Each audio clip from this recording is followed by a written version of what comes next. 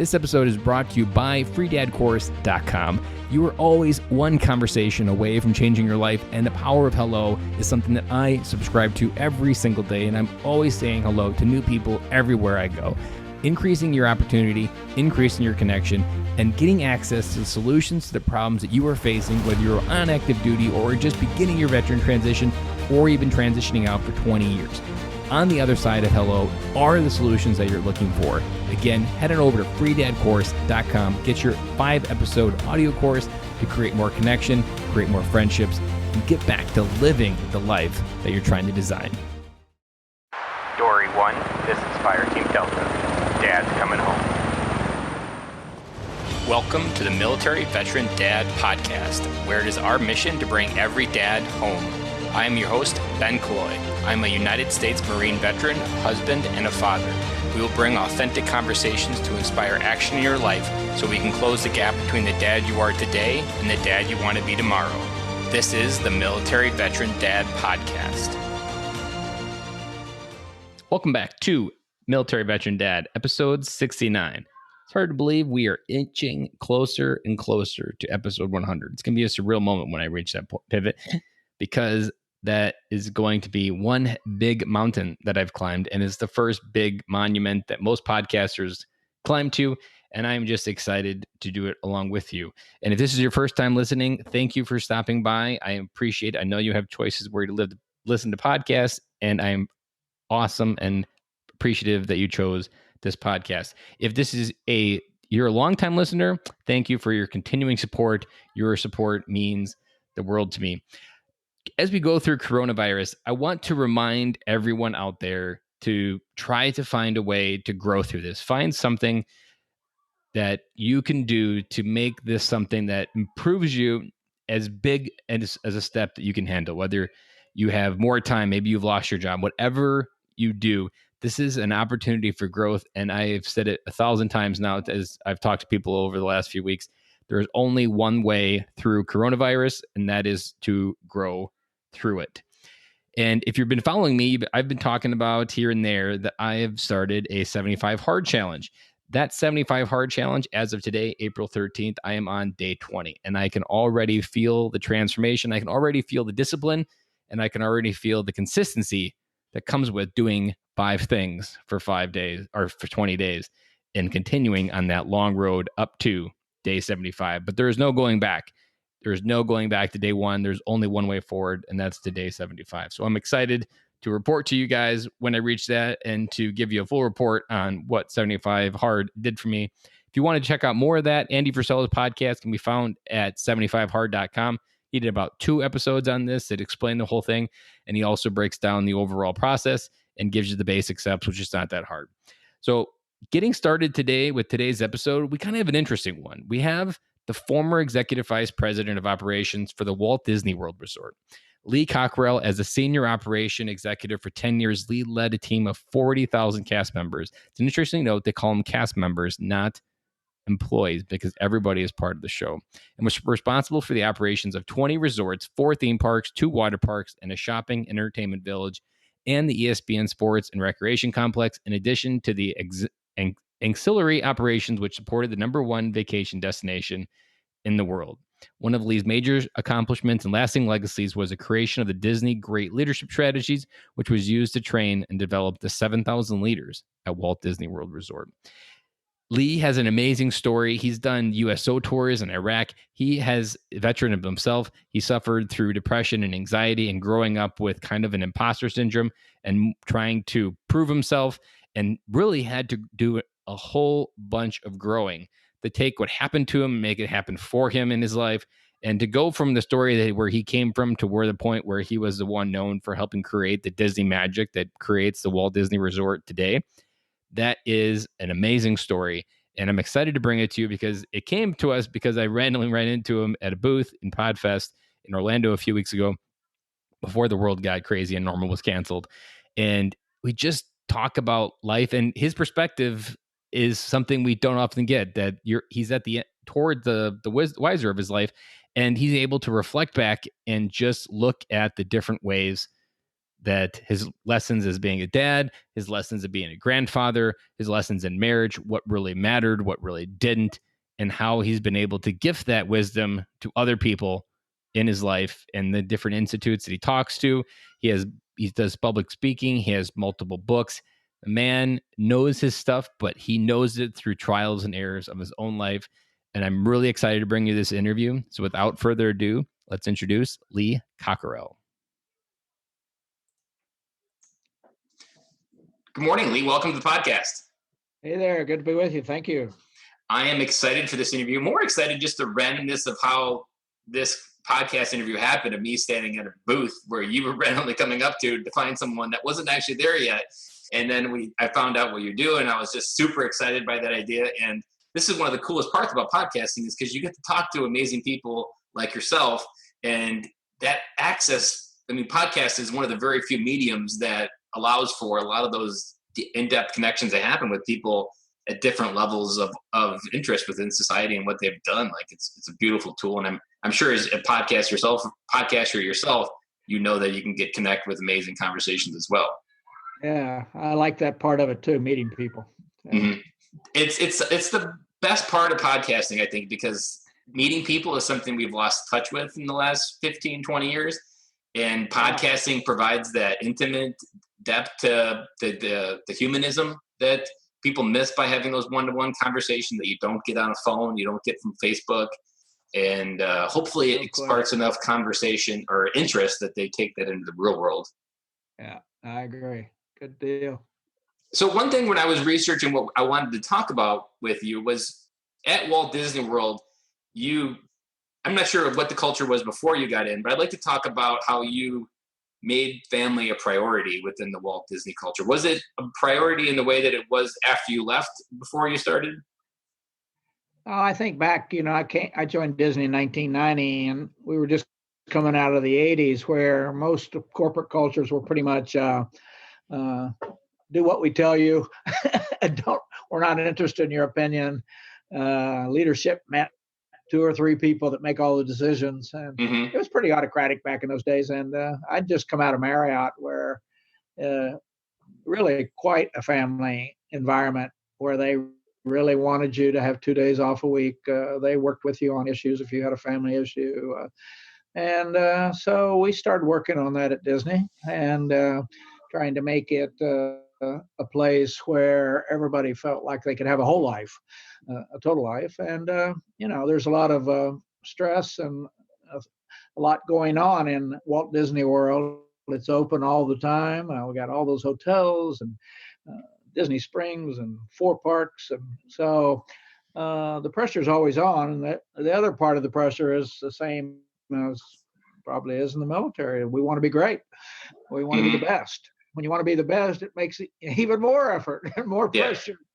Yeah. So, we worked on it. We started clarifying what leadership meant, that it meant more about taking care of your folks, and less all about you. And I think that was true in the military too. The officers, I think, really learn and know, and sergeants, and when the list of people come in, that deep down they've got to take care of them. And so when you get into the battle, that people are committed. They're with you. They trust you. And that's why the DOD spends so much money on family readiness, because they know if your family's not taken care of when you're back, your head's not in the game when you're in war. Absolutely. You can't be worrying about something else when you're focused on something, a mission. And so it's all connected. And I believe if your family's in good shape and you're happy at home, you do a better job. Yeah. And you're more focused, and you have a better attitude, and you're nicer to people. And because once anxiety sets in, as you know, in the military, anxiety and depression can create an absence of paying attention to the things that really matter, including yourself. So life is a balance. You got to get it as right as you can.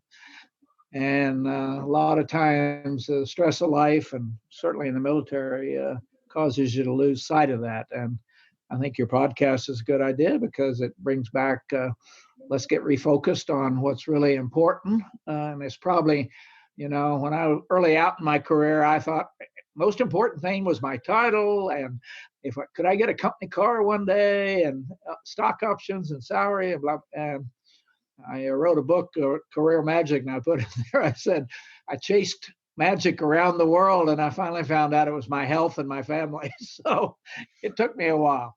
You wrote a blog post maybe almost 10 years now, I think, if I remember the date on it, about a CEO that was given a speech that completely almost like cratered your world, because he talked about the one thing that he wished he did more of, which was family. Can you go back to that moment and what that transition was like when you first had that moment? I was working with some generals that were at Walt Disney World. The chief of staff of the Army had brought them there for leadership training for a week. They do that because Central Command is over in Tampa. So there was about 15 maybe 1-star, 2-star generals there, and different companies were speaking to them. I did, American Express, all kinds of different people, giving them perspective and a point of view on different ways of leadership and management and how to think about things. And I talked about my life and what I'd been through and how I'd managed it and taken care of it and what was important. And one of the generals came up to me afterwards. I don't know if this is a story you're thinking about, but he told me, he said, I think I really screwed up my life. I don't think I paid enough attention to my child. I don't think I paid attention to my son. We don't have the strongest, best relationship right now because I was absent and not paying attention. And certainly you can be absent, but you can still be there. And I think a lot of people think just because you're out of the country or you're off working double days and have a lot of stress and pressure that you can't stay connected. And, so much people think about, well, I don't spend enough time with my kids. Well, it's probably more important how you spend the time with them when you have some time, that you focus on them, you take them out to the park, you go to their school event if you can. Today with technology, there's no excuse for not checking in and telling them, hey, you love them and telling them good night. And kids, I had that same issue at Marriott, and I was traveling 5 days a week, and I'd come home. My son was young, but when I was traveling, every single night I talked to him. I talked to him about what was going on in his life, and about the time they become 12 or 13, they don't care about you anyway. So it's those early days of collecting, and they want to talk to their dad. We got all this ability to do that today with technology, so it's even less of an excuse than we could have had back in the day when we didn't have cell phones and that kind of connection. So you had to pay the hotel's long distance bill. Yeah, well, that's true. And I just made a point of having the right thinking about that, because I grew up in a pretty dysfunctional family. My mother was married 5 times. I was adopted twice. I got my name Cockerell when I was 16. I dropped out of college because I wasn't a good student. So I had a lot of insecurities, and you had a lot of reasons not to be successful. Exactly. And I did not want that to translate into my son. And today when I give a speech and I tell what I just told you about mine, my son says, well, I grew up and I had no problems. He said, so I don't have any excuses for anything. I just can tell you that I had a good relationship with my dad, and he was always there, and I'm totally normal while he may be screwed up. But I say after all that, I'm totally normal, not really. But, you can decide to change it. It's a decision, whether it's abuse or alcohol or drugs or divorce or all these things that get in our way when we're kind of messed up from the way we were raised, or insecurities, or in not believing in ourselves, low self-esteem. Is there a particular story or an event from your past that you continued to use throughout your life as almost like a tool versus an obstacle? Oh, yeah. First 10 years of my career, I was pretty tough. I didn't know much about leadership. I was insecure, so I wanted to get ahead. So I just kind of abused my authority and made people do things, and I didn't care much about them. But I went through some events where I started to change. I started going to seminars. I started reading more. I started looking at leaders I really had a lot of respect for that made me comfortable. I trusted them, and I had to have a good conversation with myself, because we don't usually see ourselves the way we are as much as people see us the way we are. And I would think as I went through that, I really had much more empathy for people. I really, maybe to an excess sometimes, I would really work with somebody over and over and over again, try to get them turned around. I tell people today, in my opinion, if you can have empathy and discipline, you can be pretty successful at home and at work. You got to have the empathy to understand and tell that little 6-year-old that he's got to go in timeout and I love you. And then you got to have the discipline to do it. So somebody told me when you're disciplining the 6 or 7 or 8-year-old, you're disciplining the 25-year-old you want them to be. And so it's empathy. Yes. Mother's always had a lot of empathy. I think generally they tell you, they kick your butt in the morning and then they tell you they love you. And then at night, they do both. And nobody, if you had a great mother, you saw empathy and discipline in action. Yeah. I always tell people, when you got problems, call your mom. She'll tell you what to do. I like your story because I think there's a lot that resonates with military dads where I think in those early days, you probably felt on the inside maybe like a little bit broken, like not finished or a little bit dysfunctional. And so on the outside, you had to try to keep up this facade. But then as you grow through that, you realize that's actually not who you're coming across. You're coming across as someone that people don't even really like. And you have to do that inner work. And a lot of veterans suffer from that, from either PTSD or war, that they have these scars on the inside that they try to hide on the outside. But those two worlds don't coexist in a way that actually produces a positive result that you actually want in your life. Did you see that similar thing? Well, absolutely. I was the perfect guy. Nothing bothered Lee. He could take all the stress. I never got upset. I never raised my voice. I was perfect. And then I went through a tough situation with my wife, almost dying, and I ended up with anxiety and depression. I still take medication from that. It triggered it. Hey there, young man. Hey, hi. Nope. Hi. He's too sad. There you go. Life happens on the Dad Podcast. Empathy and discipline. Yes. And patience, which isn't something he practices. Patience is a big one. Yeah. But so, you just got to figure out that if you're in a leadership position, and I tell everybody today, you're a leader wherever you are, at every point in your life. It's really not about, are you a sergeant, are you a general, or are you that role modeling and that influence you have on other people around you is so big.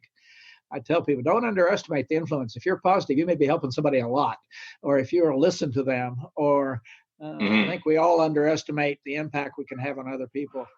I do that often a lot. I've become so vulnerable over the years just through podcasting and being around great people. I don't even really realize it when I'm doing it.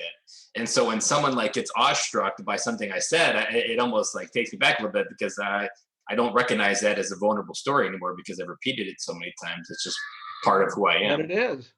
I mean, you talk about role modeling. Your kids you and your wife are the most important people in their life. And when I was in the Army, I had some sergeants that were good and some that were better. Yeah. And here I was at 20 years old and insecure, and basic training's pretty rough for when your mother's not there. And so I learned I really needed to be, if I could still be disciplined. That's important. You got to run an organization. People got rules. You got to do things right, but also have the empathy to understand who they are, where they're coming from. How can I help them be better? And but I can tell you, when I went through the anxiety and depression, the thing that got me through it was my family was there, and they were helping me and being there. And so you really want to keep that family structure as strong as you can. I can imagine a lot of people right now living alone, going through this whole situation we're going through with this virus, and nobody at home. And as my wife said last night, our internet went out. So now it's just her and I. We can't even go to our phones, but being alone is that's why people really need to try to keep friendships and help each other. And because there's a time. If you haven't had a tragedy in your life yet, don't worry, it's coming. Yeah. And I always like to talk about the podcast about like how PTSD, a lot of what happens in war is just accelerated growth. Like you just learn how to grow up a lot, and you learn a lot of lessons that you might not learn for 30 years. And it's just about trying to figure out how you can use those tools and those experiences, bad or good, and try to help as many people, especially your kids. Like there's so many different things that happen in military life that if you can instill 25% of those into your kids, you will create that much stronger of an adult. Something we talk about in the podcast, I'm interested to see your take on it, is legacy, and that legacy is our family. And it's something I didn't start when I created the podcast, but it's now part of my logo, that our legacy is our family. What have you and I'm sure the legacy of your is just because now you have the time through your kids. Like, what are your sons? And you have two twins, daughters, and a son, right? No, I have actually. My wife and I got married early. We were very young, so we grew up with our son. We have one son and 3 grandkids. Okay. And the grandkids are already 24, 21, and 19. They grew up, they were like our kids when they were growing up. They lived next door, down the street, and we had a huge impact on their life. In fact, I tell people jokingly, my grandkids like me better than their parents.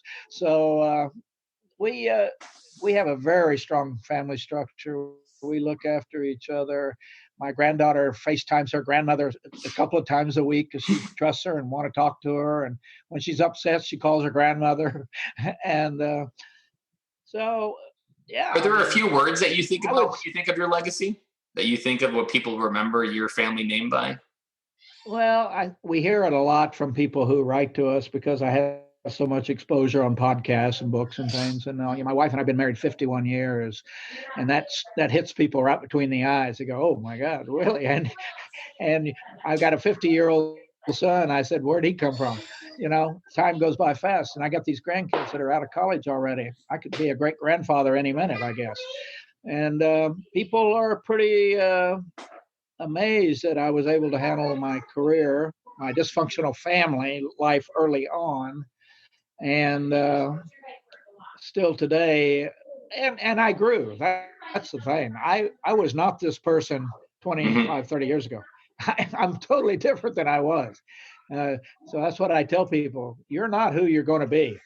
Yeah. That's like a leadership policy that you actually can stop learning when you leave college. Like that never really stops. And as a leader, you're not done till you're dead. Well, it's true. And if you're around a lot of military officers, they'll tell you that it's always changing. The weapons are changing, the enemy's changing, the strategy's changing. You've got to keep learning, using technology, making sure you got the right experts around you to advise you. And that's in real life too. I mean, one of my best advisors is my wife, because I'm kind of, I take too many risks sometimes, and she straightens me out.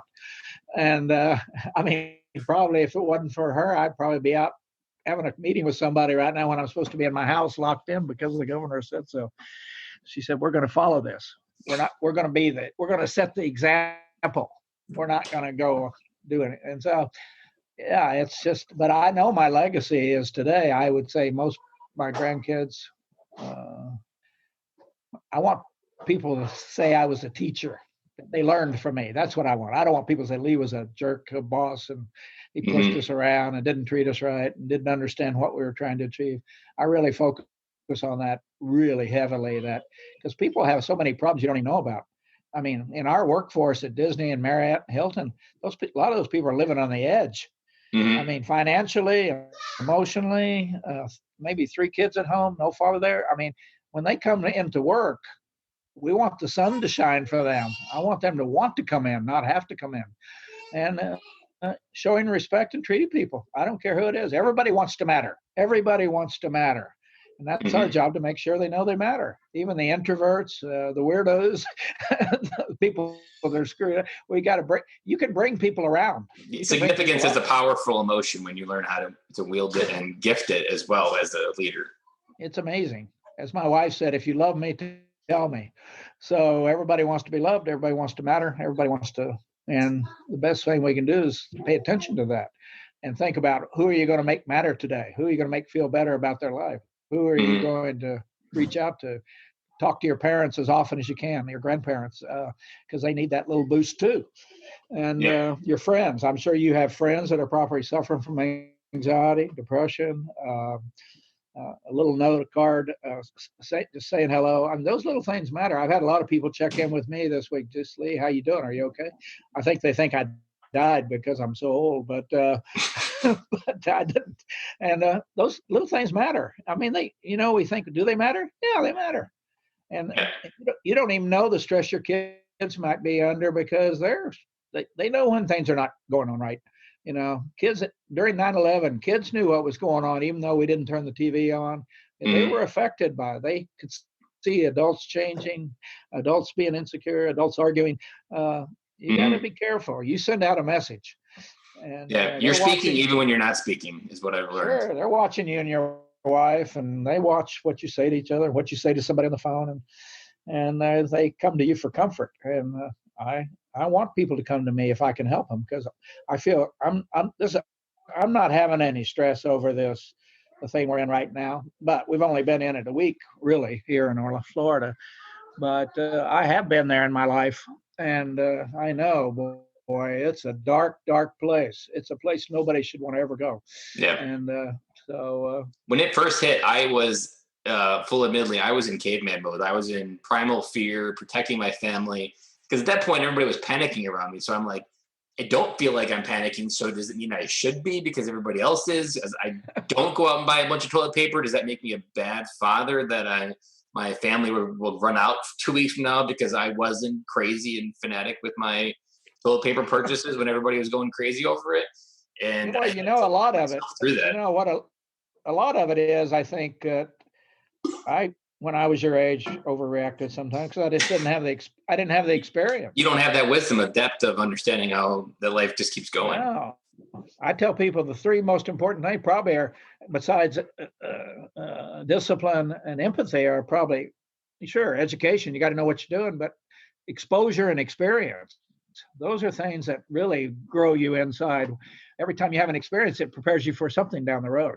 And that's a PTSD thing, that a lot of that is it's just preparing you for something you don't understand what that's for, or making you ready for something. And this is a point that I nail with every military dad, that we have a view that only 7% of the population has any idea. We have a view of the world, an experience, a connection, a depth that very few Americans have, because we have traveled. We've seen things that most Americans don't even fathom. That's why they're so eagerly to thank us for our service, because they don't understand.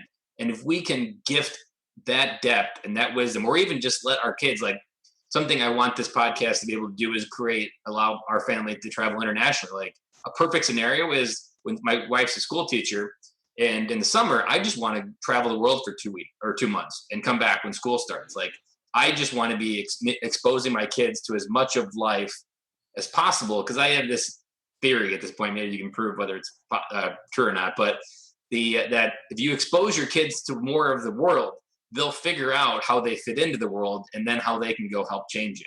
But you can't get that from 12 years of school, doing the same thing, never going on a family vacation, never leaving your state. Kids need to get outside of their life to figure out how they fit into life. Absolutely. And I always tell people, get out of your village. Yeah. I lived in Oklahoma in a little village, and I had, I was probably a potential racist and a potential bigot. But I left, went in the Army, went to Washington, D.C., New York, L.A., lived in France for 3 years. I've been to 45 countries now. I see the world a little different. I could never go back. That's what exposure does for your kids. I mean, and even if you're not traveling internationally, you have to expose them to other people and other things and different kinds of camps and different kinds of restaurants and meeting people from other places and having kind of like experiencing the Epcot Center, where you just get so much diversity in one area. And I mean, that is probably the most diversity some Americans see their entire life. It probably is. Which isn't good, but at least it's something. And the China Pavilion looks a little different than China. So I've always liked saying that it's important for my kids to, like, someday I want to go to India.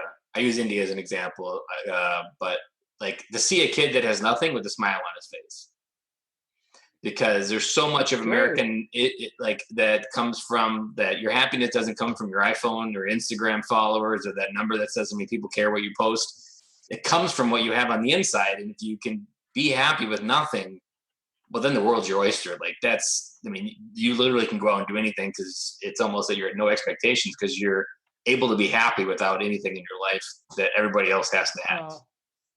You do adjust to your situation and can find happiness. I've been to India and you see lots of little kids running around smiling and they've got no idea what they're missing out on, but they're just as happy as they've never known in the world that exists. Well, I didn't have indoor plumbing when I was growing up on the farm, and my brother and I didn't know that was a problem. We thought it was normal. Yeah. We said we didn't know we were hot till we went to somebody's house that had air conditioning. So then we got hot, and then we were hot all the time. So you got to be careful what you get exposed to. What year were you born? Did you grow up in the Depression or just after it? No, 44 I was born. So, but your childhood was really the peak of the 50s and the peak of the American dream. I was there when Elvis Presley showed up, man. I was dancing in the garage. And your mom was like, "What is that music?"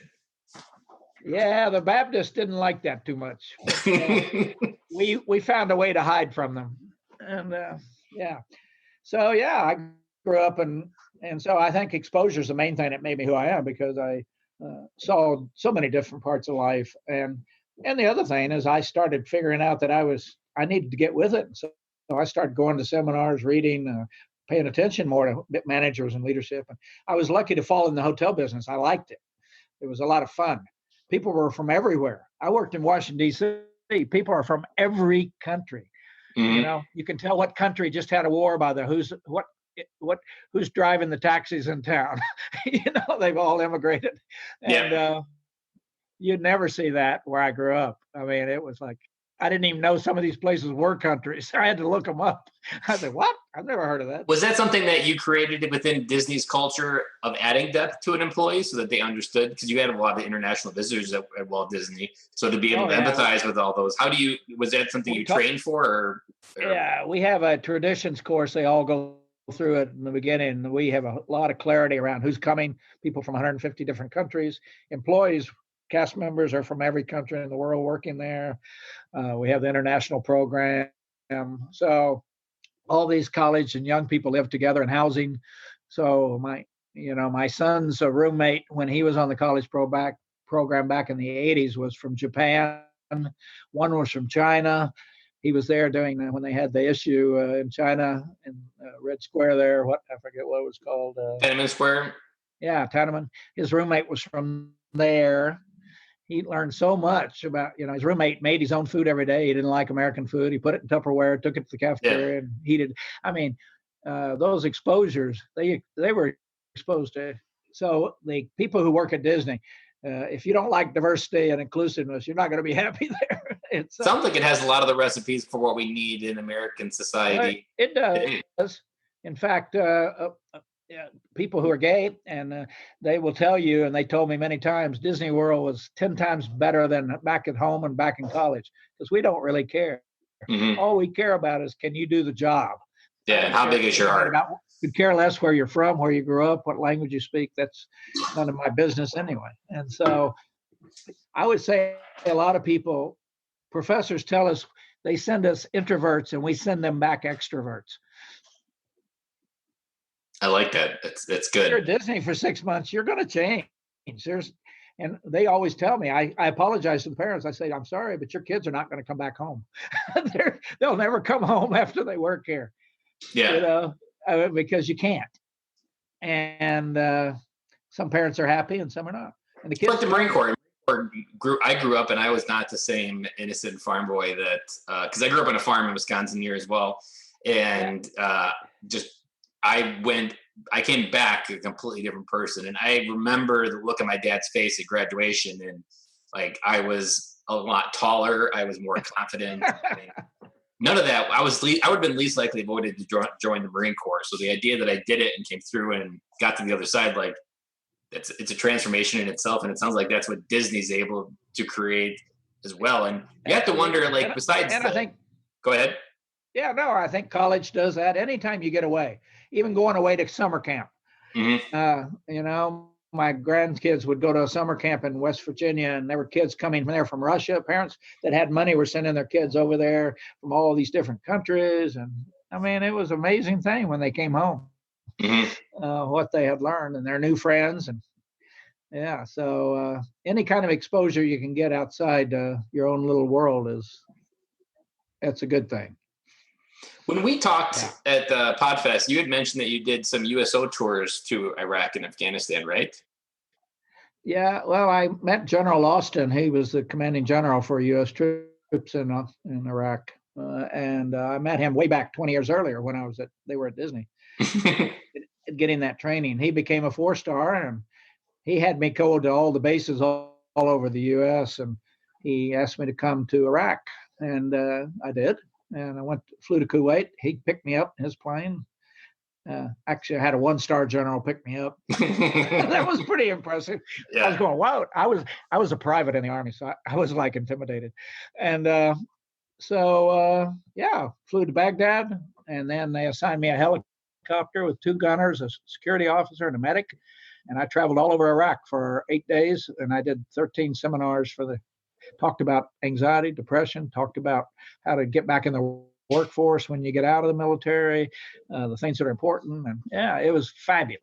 I mean, what was the message on anxiety and depression? I'm interested to hear. Well, first here's this guy they introduced, Lee Cockerell, executive vice president of Walt Disney, blah, blah, blah. And they were like, who the hell is this guy to tell us anything? I tell them that story of what I went through and anxiety and depression, and I'd never had it before. And it was personal. It was around worrying about my wife, and I didn't even want to see my grandkids. I cared about nothing. I just cared about nothing. And that story resonated with them, that this can happen to them. And I told them what I did about it. Listen, I got a psychologist, I got a psychiatrist. I did meditation every morning online. I got acupuncture on Wednesdays. I worked out every day in the afternoon because that relieved a lot of the stress. I took on anything. I canceled all my work for a year. I mean, so I could just focus on getting better, getting healthier, because you can't sleep, and then when you can't sleep, life goes downhill quicker. And I was taking Xanax and stuff like that. I had to work my way off of the drugs because that's the worst thing that can happen, because you really look forward to taking that pill. Mm-hmm. And next thing you know, you want that pill. And so I worked my way off of that, and I told them how I did that, and how I got help. That I told people. I told everybody around me, hey, I'm suffering from anxiety and depression. I want them to know. I didn't want to try to hide that too, because that's even like, okay, I got enough already problem. I don't need to be hiding that from people. Yeah. And, so I think they saw some good things. They're all young mainly, and said, oh, okay, maybe these are some things I can do. And I see more military people are speaking up now, and officers too, about the issue. Especially now with the rise in suicide. I'm sure it's 10 times worse than it was when you were doing your travel over there. And I love what you talk about there, that sharing your story, because it's the power of vulnerability, that when you go first, you give someone permission to go second. And that's often what people are waiting for a lot of times when they're in that fear mode of sharing or admitting that they need someone else to cancel out that crap thought in their head that they're the only one suffering from this feeling. And then especially men. And I hear from a lot of people after that. I'll get an email from them or talk about it, or want to know more about what I was doing or what doctor I used, or they asked me about talk therapy. I said, forget that. Get the drugs. I mean, man, talk therapy could take the rest of your life. And it's a chemical in your brain, and it needs to be resolved. And it took me a long time to get over it. And I worry now I tell my grandkids and my whole family to behave. I said, if you guys get in trouble or do something bad, it's going to make me get depressed again. So my life is in your hands. Behave yourselves. Mm-hmm. And it's always personal things. It's not the business. It's personal. Mm-hmm. It's personal depression. And that's something when I was studying your story, that I've always resonated with, that as I move into public speaking now on fatherhood, that I have this kind of like tagline that I'm using, that a more connected parent at home creates a more connected employee at work. And a lot of times those aren't talked about. People focus on the silo of the company to try to fix engagement and energy and teamwork, but never really address of what people bring home or the burden that they carry home. And like when you're at home, you're thinking about work, and when you're at home, you're thinking about home. And that just, it's a crux that no one talks about. And it's my mission now to talk about it as much as possible, because you can't fix one without really fixing the other, because it's that family component is what fuels everything. And if you don't acknowledge that, you're missing out on a whole bunch of the potential of what you can do as an organization. Well, you can tell them you only have one life, so you better figure it out, because you don't have two life. You don't have a business life and a personal life. You have one life. And sometimes people say they have two calendars. I said, no, one calendar. You only have one life. Yeah. And that part, even the hardest part about the military is it's a noble sacrifice that people understand what you're sacrificing for. But then it also becomes like a drug that makes it easy to hide, because no one's really going to call you out for serving too much. And if you don't self-regulate that within your own family, I talked about when families deploy or dads deploy, that you're borrowing time like a credit card, and there's interest with that. And you've got to pay it back, the balance and the interest in full, before you can borrow again, because that credit card only has so much balance. And eventually, if you don't pay it back, it goes bankrupt. And next thing you know, your life explodes. And if you're on the wrong side of all this, then you convince yourself that your family's better without you. Well, it's true, and a lot of people do exactly the same thing in business life. I mean, they sacrifice it for the company, and their marriage falls apart, and then their health falls apart, and everything goes downhill. I mean, I think you're right. Just keep telling them it's connected. Everything is connected. You can't disconnect. And frankly, the responsibility you have to your family. I mean, you got married, you had children. You know how that happened, right? So you got to take care of them. And I think something you can test by having 51 years of marriage is the priority of your wife within this. So like, she's the commitment to the end of time. That your time in this earth, that's a commitment that's always there. And if you don't prioritize things in life with that order, your kids are eventually going to leave, and you're going to have a stranger that you don't know, and you're most likely going to get divorced because you prioritize in a way that your kids weren't important, or your kids were the important part, and your spouse was the back burner.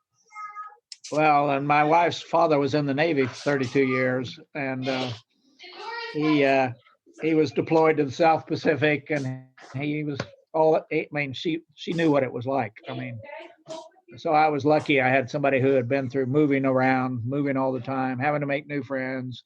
Dad had empathy for the situation. Yeah. So, a lot to think about there.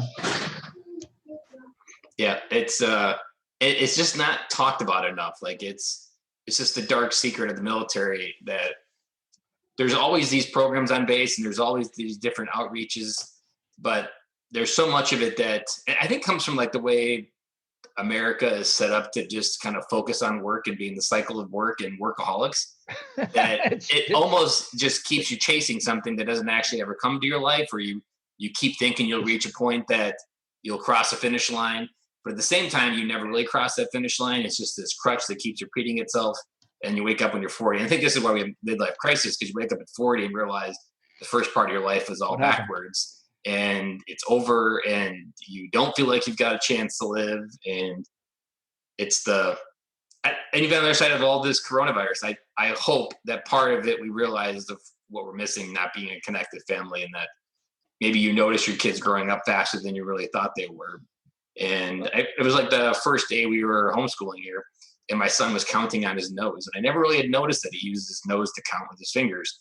And I was just like, how cute is that? And I was like, I noticed that moment because he was here, and now I noticed it. And it's something I was present for to notice. But so much of life happens in that random click moment that you don't get a chance to do it. And you better notice your wife more too. Exactly, and figure out what that conversation. And my wife being a teacher, her world is getting turned up, and figuring out how to support during all of that is something new and challenging. But like you've talked about, it's all about growth and everything. Like this is like the largest exercise of growth globally since like World War II. and everyone globally is growing at exponential rate that they were never doing before at all levels of people in society. No matter where you are, you're growing at a pace that you never were probably before all this. Yep, that's exactly right. As long as you keep a balance about what's happening and don't let it get away from you. And this will be over like everything else.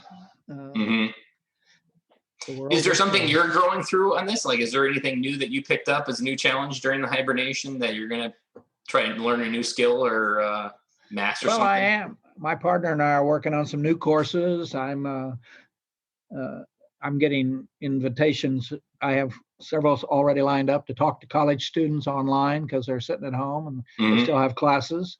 So I'm doing that.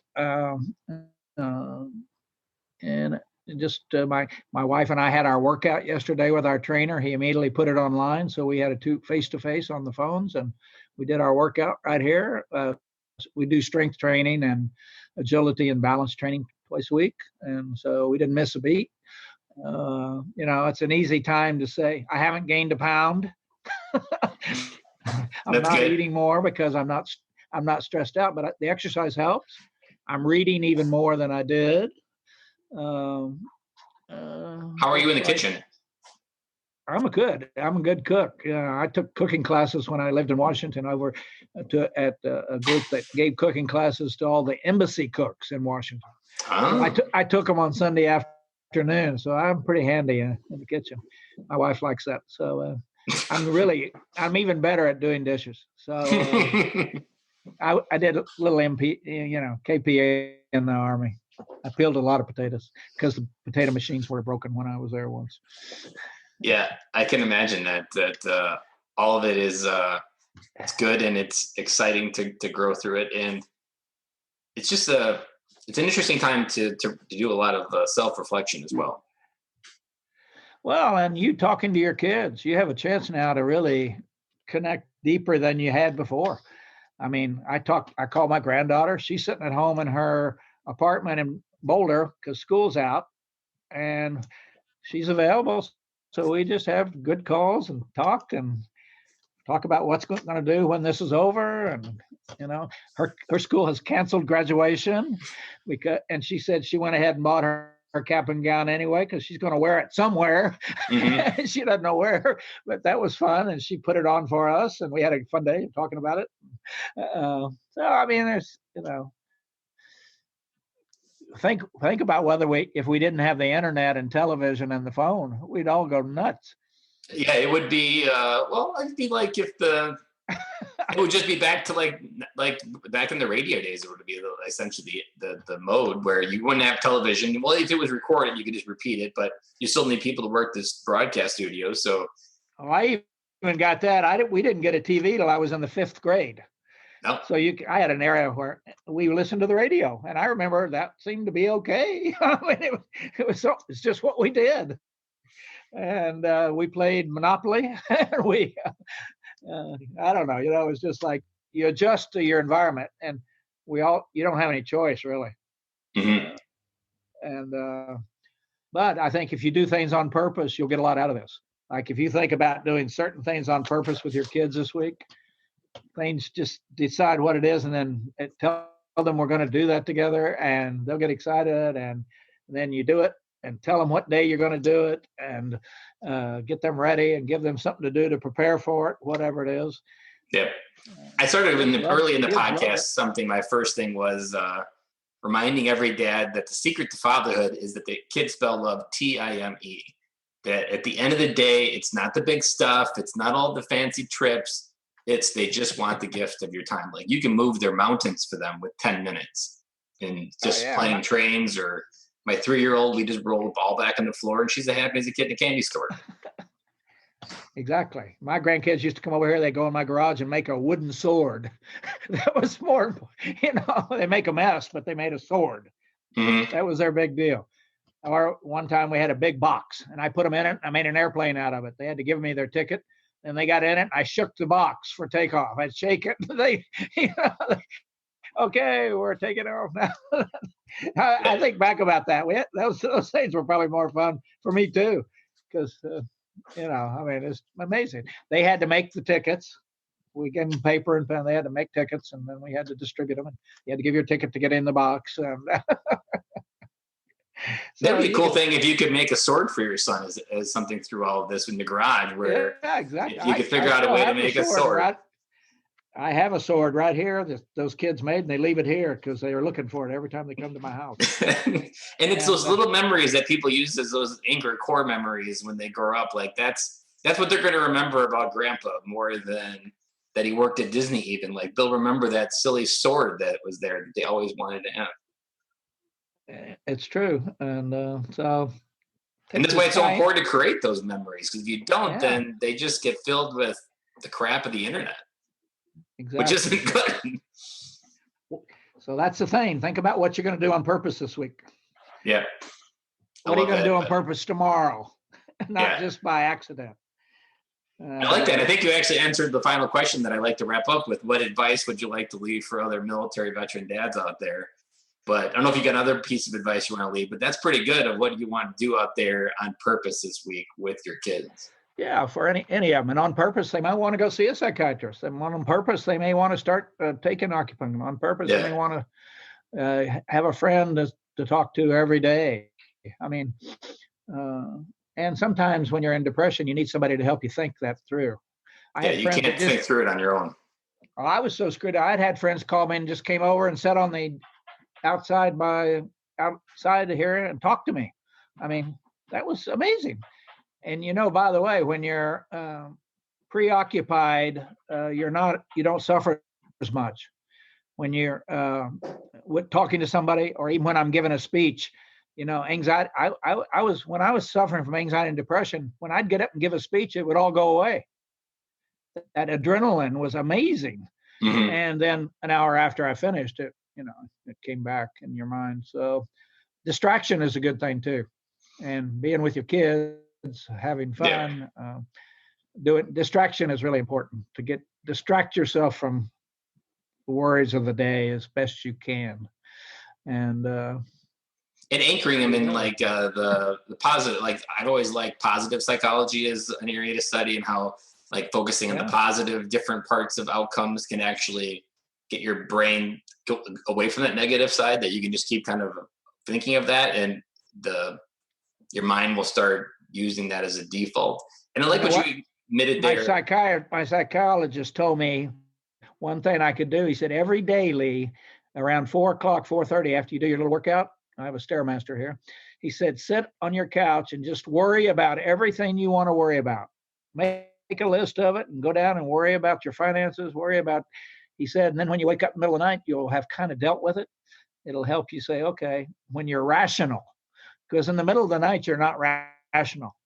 Mm-hmm. I mean, everything's 10 times worse. And I thought that was an interesting. So I'd sit on my couch just to worry about my health, worry about depression, worry about my grain.